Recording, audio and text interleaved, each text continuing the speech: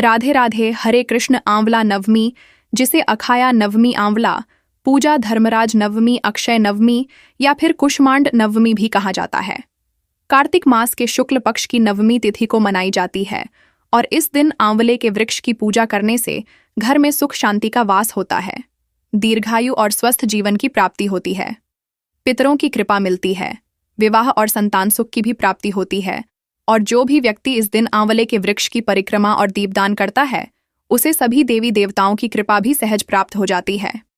शास्त्रों में कहा गया है, आंवले के वृक्ष में श्री विष्णु और मां लक्ष्मी जी दोनों का ही वास होता है। चलिए जानते हैं, आंवला नवमी के दिन आंवले के वृक्ष के नीचे कैसे पूजा करें या दीपदान करें।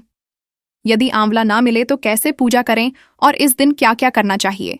तो पूजा करने के लिए आपको सामग्री की आवश्यकता होगी, जिसमें आंवले के ताजे फल 5, 7 या 11, गंगा जल, रोली, कुमकुम, हल्दी, अक्षत, मौली यानी लाल धागा, कलावा, दीपक घी का हो तो ठीक है, नहीं तो तिल के तेल का, कपूर, पीले या लाल पुष्प और नैवेद्य के रूप में मिठाई, गुड़ या मौसमी फल।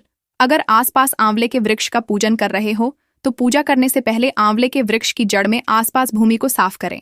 वृक्ष की जड़ में जल और कच्चा दूध मिलाकर अर्पित करें।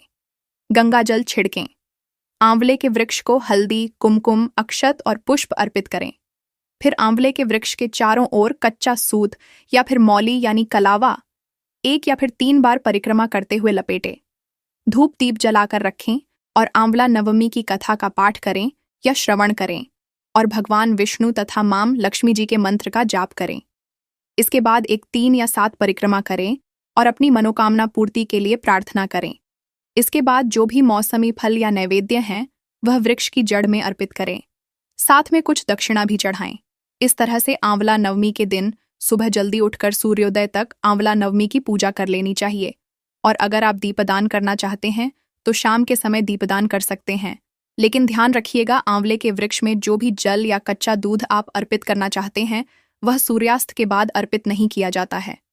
यदि आसपास आंवले का वृक्ष ना हो तो घर पर भी आप आंवला दीपदान कर सकते हैं, जिसके लिए आपको 5 या 7 आंवले लेने हैं और हर आंवले के ऊपरी वाला जो हिस्सा है उसे आपको काटना है, हल्का सा गड्ढा कर देना है और उसके अंदर आपको छोटी सी गोल जगह बनानी है खरोच कर, और उसमें आप घी की गोल बाती रखें या तेल की बाती रखें और उस बाती को गोलाकार मोड़कर उसी आंवले के भीतर आप रखने दें। फिर उन्हें थाली में या पीले वस्त्र पर या चौकी पर रखकर दीप जलाएं। जिस तरह से हम दीपक जलाते हैं उसी तरह से आंवले के अंदर रखी गई बातियों को जलाएं। इस तरह से आंवला दीपदान तैयार किया जाता है और दीपक के सामने हाथ जोड़कर प्रार्थना करें और फिर दीपदान करें। यह दीपक आप अपने घर के मंदिर में, तुलसी जी के पौधे के नीचे और आसपास के मंदिर में भी जलाकर दीपदान कर सकते हैं। और इस तरह से दीपदान करने के बाद आप अगले दिन जो भी आंवला दीपदान आपने किया है उनका विसर्जन या तो बहते जल में कर दें, नहीं तो भूमि विसर्जन भी कर सकते हैं। यह विधि जो हम आंवले के रूप में दीपदान करके करते हैं उससे भी आंवले के वृक्ष के समान पूजा करने का ही फल प्राप्त होता है।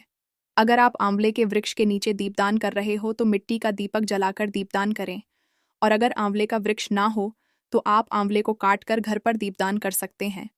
दीपदान करने के बाद सच्चे मन से भगवान विष्णु और मां लक्ष्मी जी से क्षमा याचना करें। हे देव, हे मां लक्ष्मी, यदि पूजा में कोई त्रुटि हो गई हो तो उसे क्षमा करें। मुझ पर और मेरे परिवार पर सदैव अपनी कृपा बनाए रखें। फिर घर के सभी सदस्यों के कल्याण के लिए, उनके सुखी और दीर्घायु जीवन के लिए कामना करें। सबसे अंत में भगवान विष्णु और मां लक्ष्मी जी को प्रणाम करें और आंवलों का दीपदान किया है तो आंवलों को स्पर्श करके प्रणाम करें, और अगर आंवले के वृक्ष का पूजन किया है तो वृक्ष के तने को छूकर प्रणाम करें। आंवला नवमी को अक्षय नवमी भी कहते हैं और इस दिन किए गए दान का अक्षय पुण्य प्राप्त होता है।